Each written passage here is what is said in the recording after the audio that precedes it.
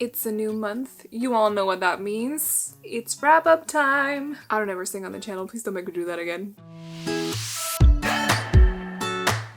Hello friends, I'm Rosa. Welcome to the channel. So, it's a new month. We have entered September. That means we gotta do a wrap-up of what we read last month. And by we, I mean me. I don't know why I keep saying we. Maybe it's because I feel like you guys are a part of it then as well. I don't know. Anyway, so I managed overall to read 9 books. 6 were physical copies and then I read 3 on Kindle. We're going to talk about all of them, maybe a little bit in depth. I'll try to keep it shorter than the last time because we have 3 extra books to talk about. And overall, I would say it's been a pretty good reading month. So I'm excited to let you guys know what I thought about the different books. As per usual, there will be links to the books in the description box, so you can find them both on Book Depository, but also US Amazon. But I'll try to remember to say like genres and stuff as well. Sometimes I forget. I don't know. It's not happened yet. It happens. So anyway, let's get started with one of the... Actually, let's start with the other one. Because this one I was a little bit late with. It was the primary pick for July for the book club. By the way, if you want to check out the book club, there's a link to it in the pinned comment. But we read Book of Night, which I've covered in a spoilery vlog over on Patreon. And I was late with this one.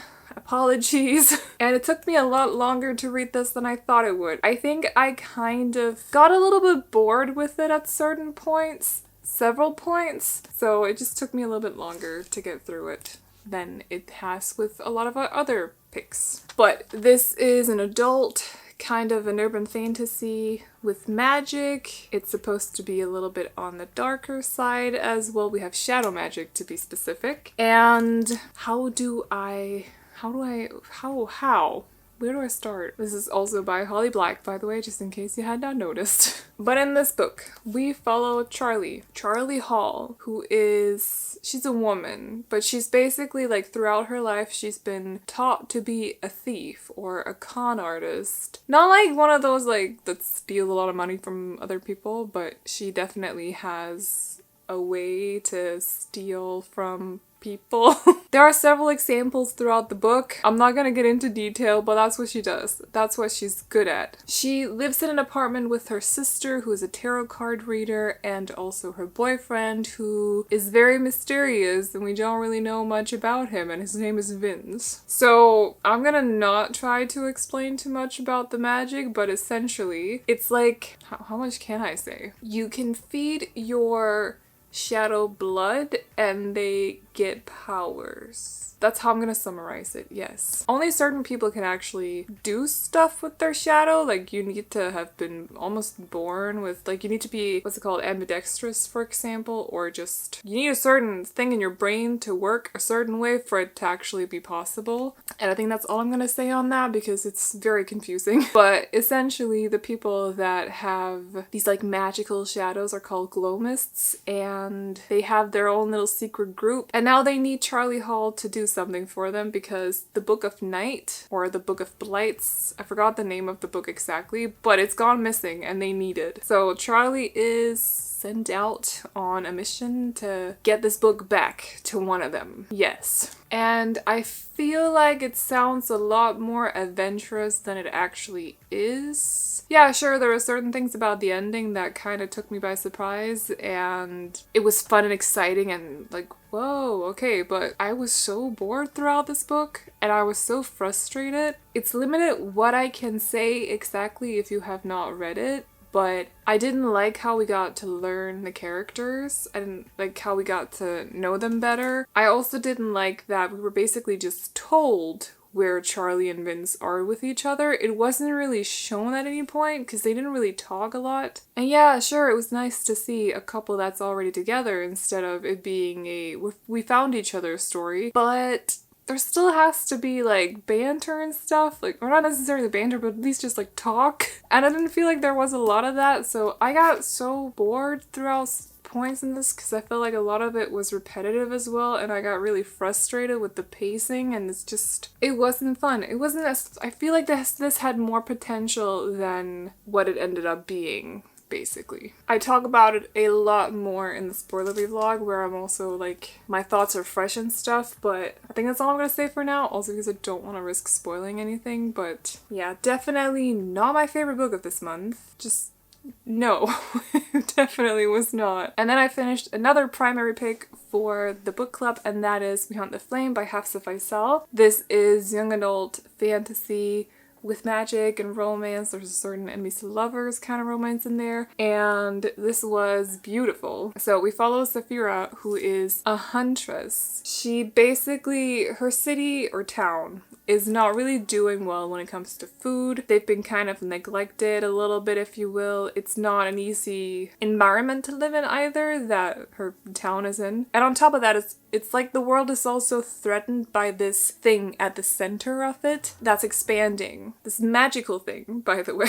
So somehow though, Saphira is able to basically, she's a very good huntress, so she knows how to hunt for food, but she's also able to enter this mass that's expanding and actually get out of it alive again. And then one day she's sent off by a witch to retrieve something at the center of the land, and this something is something that will bring back magic to the world because magic has been gone for a long time. Basically, the only thing that can actually save the country, the world, is bringing back magic. So Saphira sets out to do this. However, on her journeys, she comes across Nasir, who has also been sent out to this area at the center of the world. But his mission is not to bring back magic, it's actually to kill Saphira. And Nasir is known as the Prince of Death. He is the prince of this world, but he's also used as a mercenary by his father, the Sultan. So he's like renowned throughout the world, but not in a positive way. Everyone's terrified of him.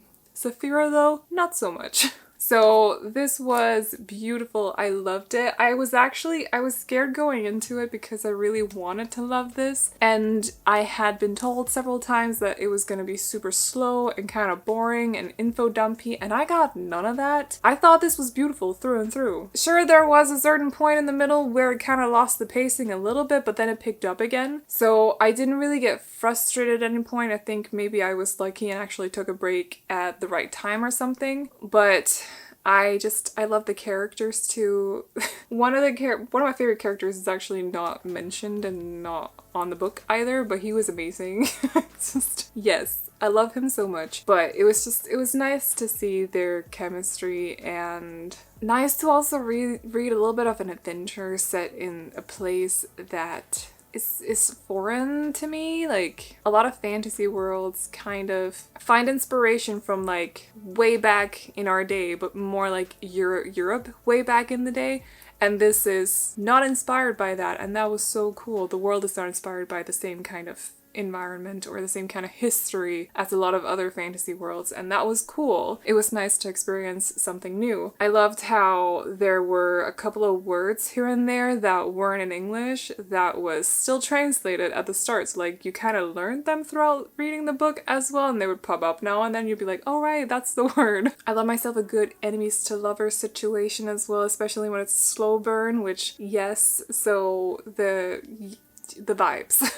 The vibes. This was great. I'm so looking forward to reading We Free the Stars as well, which I have right here. So it'll have to go on one of my TBR lists soon, hopefully. But I basically breezed through this. This was just, it was beautiful, and I don't really follow the whole info dumpy thing because I don't feel like it was. I felt like it was beautifully built up, pacing was nice and pleasant. You could breeze through this if you wanted to. It was just very, very pleasant experience overall. So yeah, that was We Hunt the Flame. Also, this is by Illumicrate, so is Book of Night. I just forgot to say, but I thought I would bring out the fancy editions for this video. And then I want to talk about a book that I didn't really enjoy. That was one of the 12 books that I've been told I had to read throughout 2022. So I read Spellbreaker by Charlie N. Holmberg. This was, I think it was young adult, because I went into it thinking it was adult. I don't feel like it was. I feel like it was definitely young adult. Historical fiction, but also fantasy, and there's also magic in it. I'm gonna see if I can remember exactly what happened throughout the book, but I feel like I might have half chosen to forget it. But we follow our lead girl, who is what they call a spellbreaker. So spellbreakers in this world basically breaks spells, like curses or wards, or spells are kind of like built up by almost, let's call them runes, and what she can do is like she can untangle runes, and by that she undoes the spells. The thing is though, in this world, to be able to be a spellbreaker and like be hired to be a spellbreaker, you need to be licensed, and our girl is not licensed. So she's been doing this spell breaking in secret, and she keeps getting contacted by these people that are called the cows to do various jobs for them, if you will. It always has like, the target is always someone rich or someone well known, and she's just been going about doing her business with that, always feeling good about it because she's basically doing something that seemingly is good for people that are not super wealthy and stuff. But then during one of her tasks, one of her jobs, she is busted by a guy who's called Bacchus. And to pay him back for breaking this spell that was her job, and also to make sure that he keeps her secret safe, she has to help him with some stuff around the house that he's in at the moment. And while she helps him with that, they also grow very fond of each other. There are secrets that are brought to light. Bacchus has some troubles as well that she helps out with that's not got to do with the house. And is there anything else?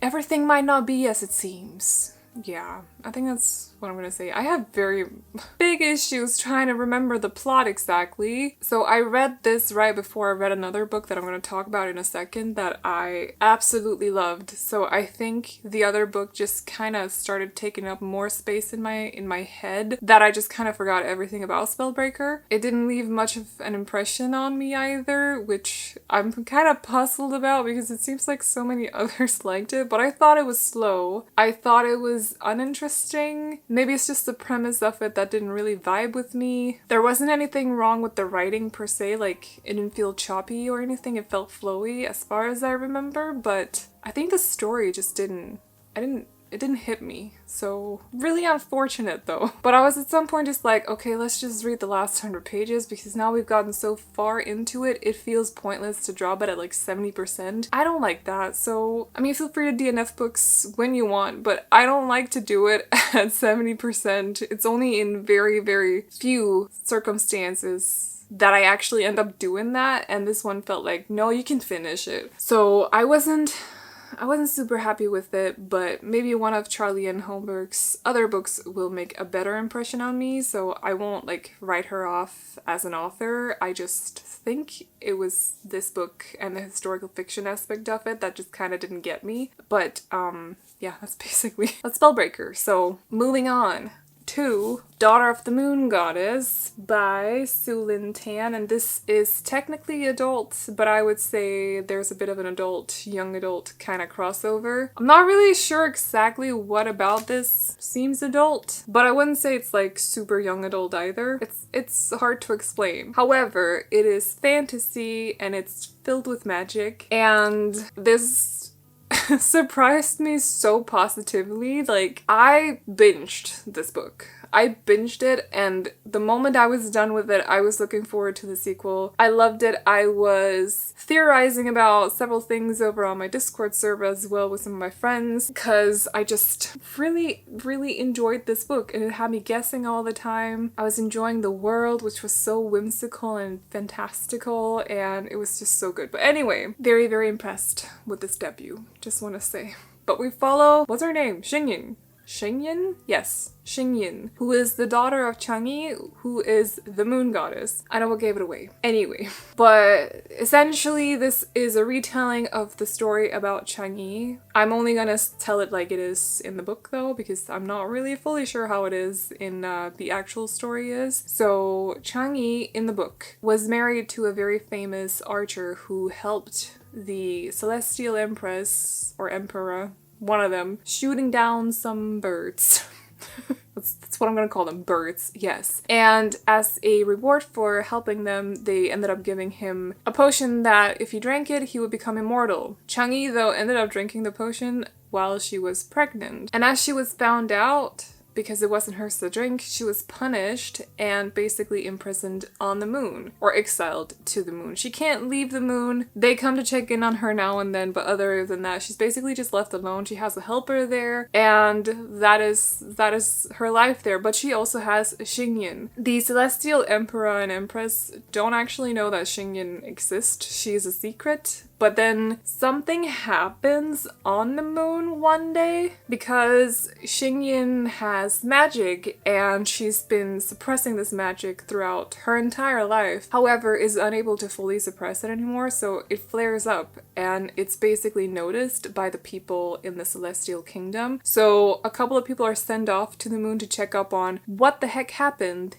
And because of this, Xingyin has to leave the moon. So she does, and ends up in the Celestial Kingdom because of it. Here she works as a maid at first, and then she meets some people, including the prince, who she gets along with very well. She enters a competition as well to get a spot somewhere else, and basically ends up being like this, this is all in the synopsis by the way, but she ends up like training her magic and her archery and stuff, and is sent on several adventures and stuff. And all while this is happening, Xingyin just wants to help out her mom. Her whole goal, her whole life has basically been to free her mom. So that's what the book is about. I feel like I said so much, but honestly this happens so quickly, and then the book is about so much more than that. I feel like I just realized that this book has so much plot in it because that was just a small part of it, and I feel like I just told you guys so much about the plot that I just talked about it all, but I really didn't. There's like time gaps in the book as well, like time jumps, I should say, not gaps, but they kind of took me by surprise a little bit, but I was like, oh, this is okay. At first I was like, why would you do that? And then I started reading or continued reading and I was like, okay, this is actually okay. I get it now. I absolutely loved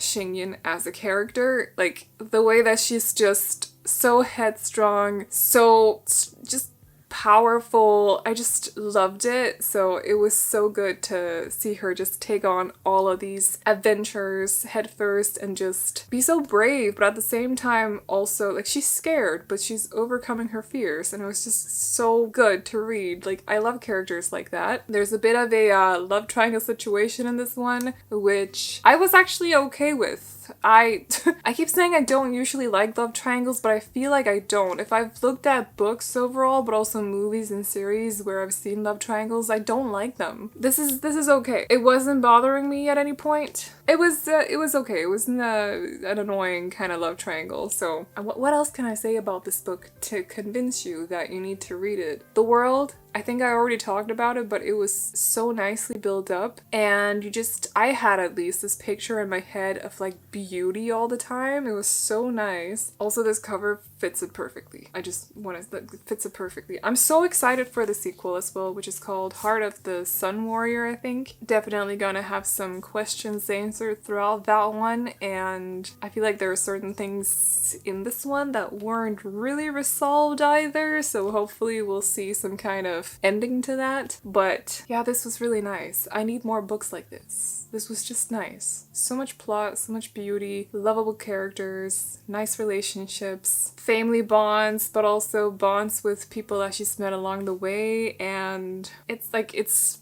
both found family, but it's also, she actually has her mother still that she cares about so much. So I'm so happy that I have this edition of this book. Like, I'm so happy. It was beautiful. Absolutely stunning. Just, if you got any questions, if you're not convinced, please let me know because I will convince you to read it. And then as something completely different, I read Dear Enemy by Kristen Callahan.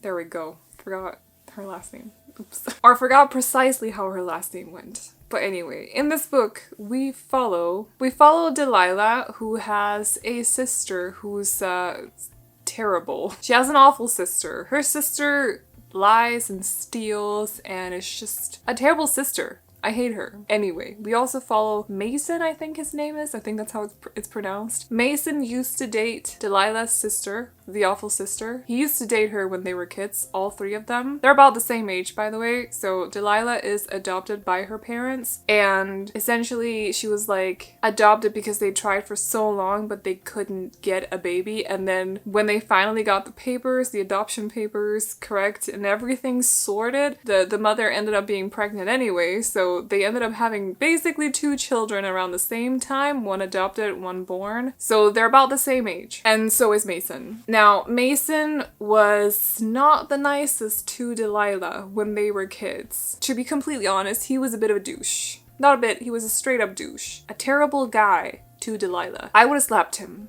back then. Or done worse. I would have. That's how awful he was. Okay. And Delilah's sister, Samantha, not any better. A straight up B. Yes. But as adults, Delilah is, well, Samantha is still a terrible human being. Delilah, not so much. She is lovely. She likes to cook. Food means a lot to her. Like, she feels like she can tell a story through making food, and that is her major passion. But then one day, while she's going about her business, she gets a text from her old childhood enemy, Mason, because Mason finds himself in a bit of a situation. Samantha had basically been hired by Mason, and had ended up stealing something from him. A very important family heirloom that he wants back. And he thinks that apparently Delilah knows where Sam is. Delilah does not. So she ends up going to Mason, and there's a whole situation there. Essentially, she makes a deal with Mason that she'll work for him to make up for the money lost, that, like, to basically pay back this heirloom. For this heirloom. She ends up working for him so she can pay him off for the heirloom. And since Mason is a very famous actor, a very popular, very famous actor. He's very up and coming, but he's already a star. However, he's also been in a car accident, so he's currently in a wheelchair? Is that what it's called? A wheelchair? You know, one of those chairs with wheels? I think that's what it's called, a wheelchair? I'm having a crisis right now. We're gonna go with it. One of those. And she's also supposed to work for him as a personal assistant, personal chef. She has to move in. So we're in a situation, and that's where I'm gonna leave it. This was a fun book though. I didn't think it was perfect, but for an adult contemporary romance, it was quite funny. So I enjoyed it a lot. Breezed through it more or less, but I often do that with my adult contemporary romances. I just kind of start them on the day and then finish them on the next day. I don't know what it is. They're so easy to just breeze through. Always put me in a good mood. They're nice. Palette cleansers, just nice and comfortable. I loved the banter. I loved the whole like insulting each other. I loved the hating on each other, but then do we actually hate each other? I'm not really sure that we do, but like I have to keep a facade so I kind of hate you, but also I don't know, I might not. You know, that sort of situation. Yeah, there was a lot of that in this book, and it was just fun. Didn't feel like it was perfect, but it was definitely fun. So I like the characters as well. Delilah is super pleasant. I loved how she talked about food. Like, I don't cook a lot, but it was definitely inspiring, and I could relate to it at like to a certain degree. Samantha just sucks. So the sister sucks. Hate her, still hate her. Like, she definitely frustrated me at times. So, but overall I'd say not a perfect book, but I definitely had a good time reading it. So, bit of a childhood enemy, also adult enemies to lovers, but also forced proximity. I don't know, it's fun. I love how adult contemporaries are basically, like, how many tropes can we get into this, and do they work with each other? Like, that's what it is. And it just works. They're just nice and comfortable. Yeah. Speaking of adult contemporary romance, I also read Beach Read by Emily Henry, and this is my first Emily Henry. I do own People We Meet on Vacation, or You and Me on Vacation. For some reason that book has two titles. I don't know what that's about. But I also have Book Lovers. This was the first one that I chose to read though. And in this book, we follow two authors. One is a girl and one is a guy. The girl has, she's been through a lot lately. So how much can I say about this? She writes adult contemporary romances, and she's like a hopeless romantic. However, because she's been through a lot, she's not feeling so hopeless romantic anymore, and has just kind of lost her inspiration for writing adult contemporary romances because she's having a hard time being happy enough to do so. Something has happened with her family. I don't want to get into it because I feel like I don't need to, but something has happened. She's not happy. Yes. We also follow Gus. And Gus is also an author. He writes literary fiction, which, I mean, I can kind of relate to January. I don't like literary fiction. I don't vibe with it. I don't know. It's too serious a lot of the time for me personally, so I just don't really, it's not for me. And January is kind of on the same page when it comes to that, so I respected that. I know there's good literary fiction out there, don't get me wrong, but it's just not for me personally. But Gus is also very much a non-believer of romance. He does not believe that happy ever afters exist. He does not care about contemporary romance, rom-coms, and I wouldn't necessarily say that he thinks they're easy to write, but he definitely thinks that literary fiction takes a little bit more than a rom-com does. So, the two are both having issues writing their next book. They're not inspired to do so, and one day end up basically making a bet. So January has to write a literary fiction and Gus has to write a rom-com, and whoever gets their book sold first wins this bet. Oh, I should probably mention, they're also neighbors. It's a small town romance as well, if that helps. And the two actually also used to know each other when they went to school, so there's a bit of a rivals to maybe lovers in this book as well.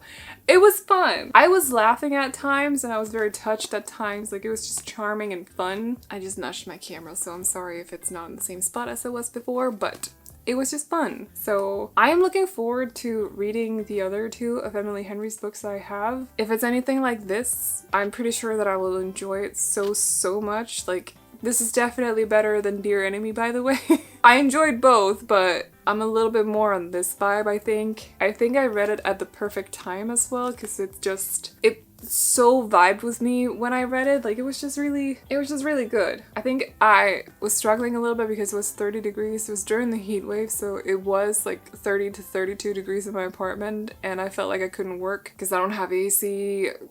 It's a whole thing. So what I did was I took this book off my shelves and I laid on the couch and I just read. I think I binged it within a day or something. So really fully enjoyed. Beach read, will be looking forward to the other two, which I hope will be just as good. And I also really enjoyed that despite it being a rom-com, there was more to it than just comedic relief. Like, it does touch on some more sensitive subjects, such as the family issues that January has gone through. There's a lot to that. Also, a situation that Gus went through as well. There's just, I don't know, it touches on more, like, it's not just happy vibes. Like, it's two very unhappy people that are basically finding their way back to happiness. And I love that.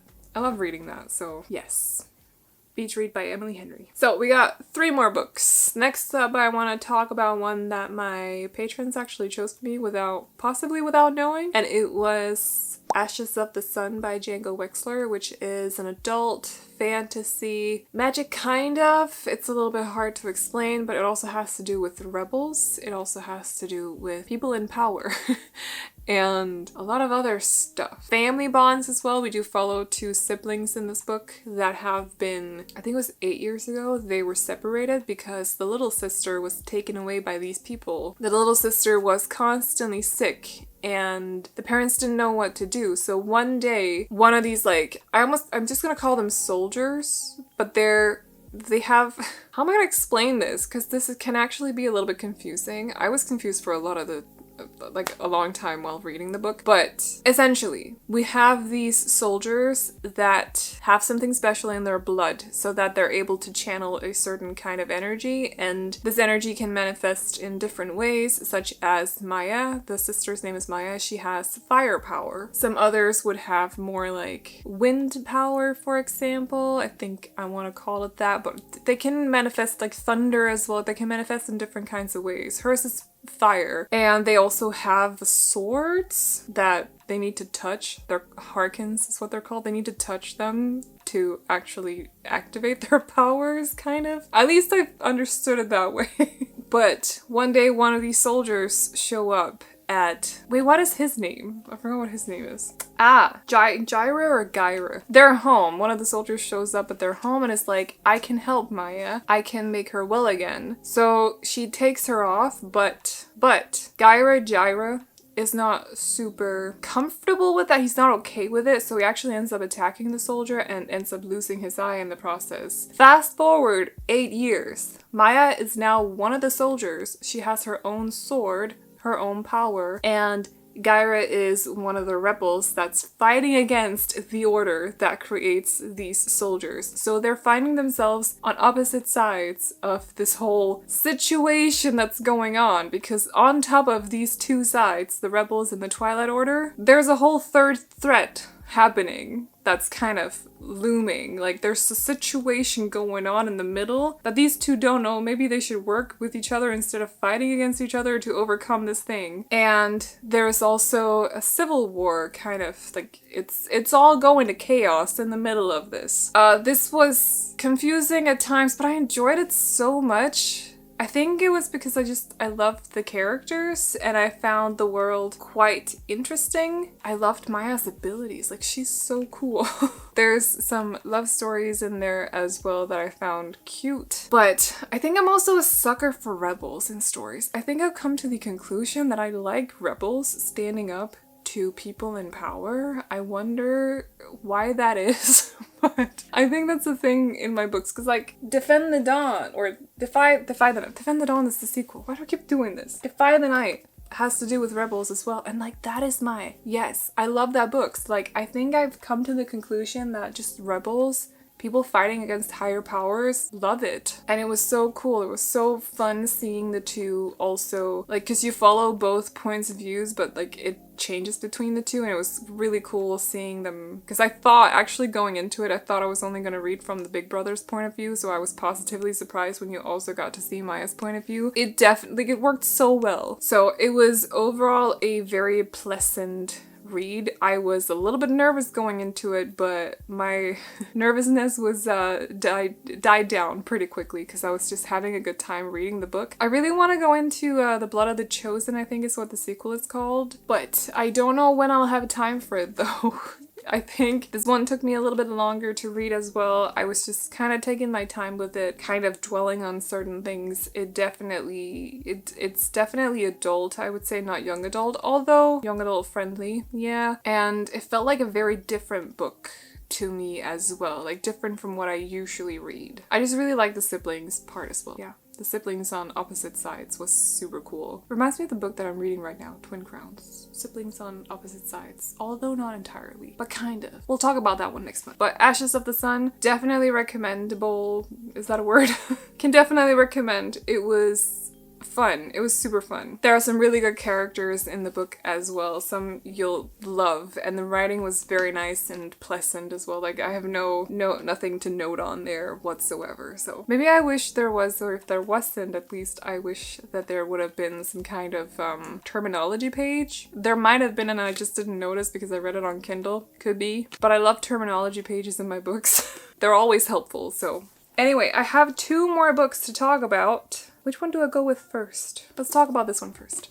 So, I read Neon Gods by Katie Robert. This is an adult, very much adult, very adult. It's a Greek mythology retelling. It's a retelling of Hades and Persephone. It has fantasy in it because of that, but not like magic or like it's a separate world as well, so it's fantasy. And it is very much a fantasy romance. And I would say it's almost erotica. But I've never read an erotica, so I can't actually. It's just very smutty. It's the smuttiest book that I've ever read, I think. I'm pretty sure it's the smuttiest book that I've read. Like, obviously smutty too. I don't know how else to phrase it. It was just very, like, in your face smutty. But it was a fun time. I read it as a buddy read with one of my friends, although we've not discussed it yet. So I'm not even sure she's finished it, but at some point I'd waited a week and I was like, okay, listen, I'm not patient enough for this, so before I forget what I've read so far, I'm gonna finish it, okay? So I did. Here we are. But essentially, in this book,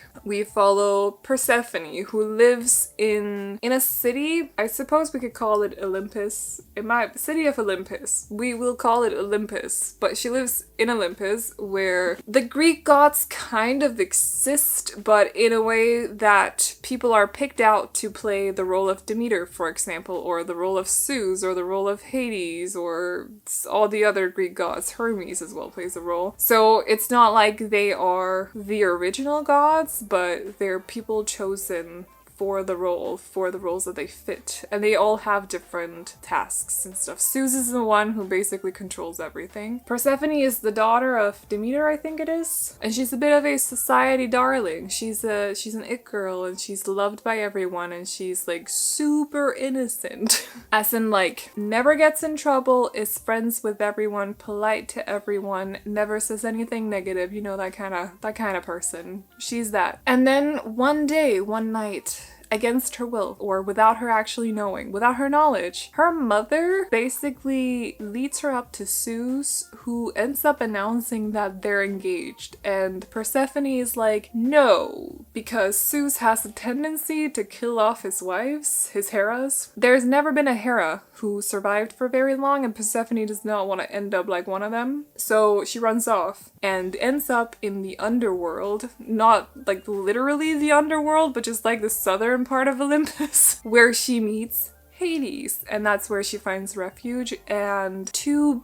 basically, how do I phrase this? How do I explain this without getting demonetized? They come to an agreement, Hades and Persephone. So to let Persephone stay where Hades lives. Also, nobody knows if Hades exists, by the way. He's a bit of a myth. Like, he's very secretive and stuff. So it's not well known that he exists, but anyway. But to let her live where Hades lives, and to also try to get Zeus to change his mind about marrying Persephone and making her the next Hera, they come to an agreement that they'll publicly ruin her reputation of being like a good girl. Which actually I hate. You can be a good girl and like, you know, I can't phrase this with YouTube is difficult, okay?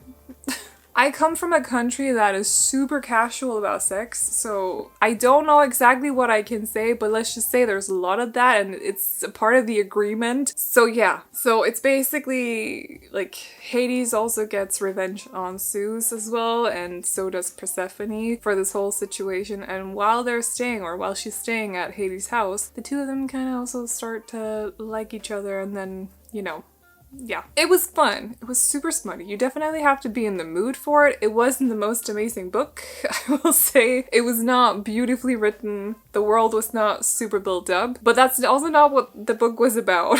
So, is all I'm gonna say. It was fun. It was just a fun time. I need to ask my friend if she's actually finished it so we can discuss. There's definitely some like you have to be into a certain kind of smut to think that this is not uncomfortable. I think I don't mind it, but like, again, pretty casual with the whole thing. So I thought it was fun. I thought it was entertaining. I had a good time.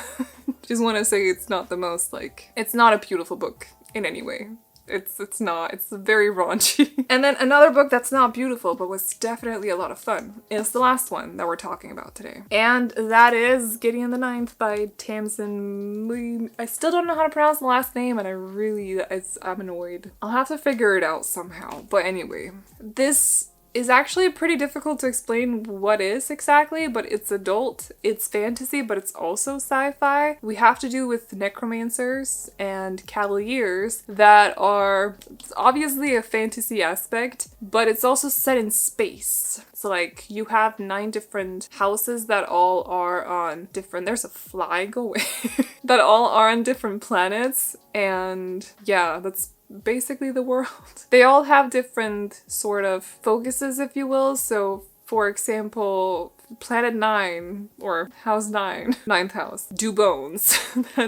that's their thing. But there's also what do the others do? We have the Wardens, House of the Shining Death, Emperor's Sword. Those are definitely more of like soldiers, if you will. Watchers of the River. Like there's a lot. They have their own focuses. So we follow Gideon, who is an orphan who's been brought to the ninth house as a child, and ever since she's been there, or maybe she turned 4, I think, she's been wanting to get away. She doesn't want to be there. Nobody treats her nicely. Everyone's a douche. Straight up a douche to her, so she doesn't want to be there. She continuously tries to run off. She's also a badass with a sword, by the way. And I just want to know, she also has huge biceps, because that's a thing. And she's a redhead, which is awesome. Great, good. Oh, and she likes sunglasses.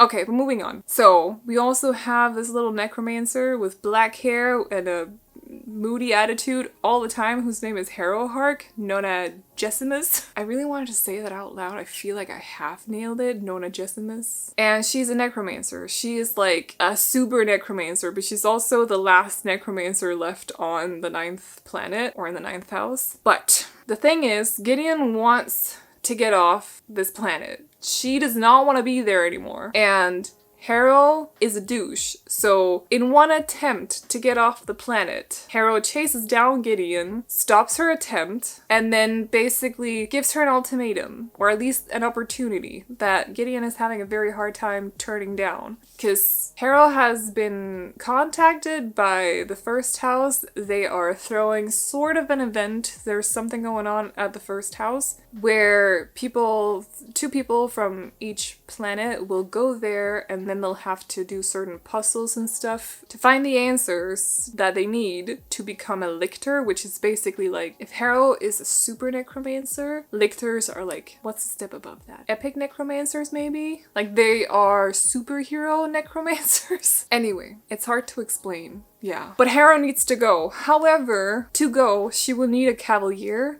which is basically like a swordsman, someone to guard her at all times. And the cavalier that's been brought up to be Harrow's cavalier does not want to go. His mother does not want to let him go. And so they run off. And Gideon is left, knows how to use a sword, doesn't want to be on Planet 9 anymore. So Harrow is like, if you go with me as my cavalier and we go through this thing and I become a lictor, I'll let you leave. So, of course, Gideon says yes. The 2 of them go off to the first house, that planet, do this whole event, and I don't feel like I can say more than that other than there's a lot going on. There's a lot of characters that you meet throughout the book. It's very not pretty, but it's also not supposed to be. It definitely makes a point of not being pretty, which I appreciated. I thought it was super fun throughout the book. Like, there's lots of jokes, lots of sarcasm, lots of attitude, and that's just fun to me. Like, I love that. I will say though, the first half, or maybe until, what is it? Page 193 or something? Yeah, until you get to chapter 18, or maybe chapter 17. Things are progressing very slowly, but it's mainly because, and I read someone else phrase it like this, and I thought it was dumb until I understood what they meant. It's basically because Gideon doesn't know that stuff is going on, and we follow Gideon. So when the lead character, or the POV that you're following, is unaware of events taking place, you're not told either, because you're in the character's head. So she doesn't know what's going on. And so it seems like everything is progressing very slowly until chapter 17, 18. And then things suddenly start going crazy. And there's a lot going on basically almost every page. And it was a whole lot. And I was like, oh, so that's why. Like, there are certain things happening throughout the first half of the book that I didn't feel like they were important at all. It was just like, why? I don't need to know this. Like, come on, move on with the plot. And then suddenly it made sense why I needed to know it, you know? Like, it's one of those situations. It's definitely not for everyone, but I think if you like this book, you really like it. And if you don't get past that first half, you won't really have a chance to fully grow a like of it, if that makes sense. So just be a little bit patient with it at first. I swear once you get to chapter 17 or 18, it takes off and it doesn't stop.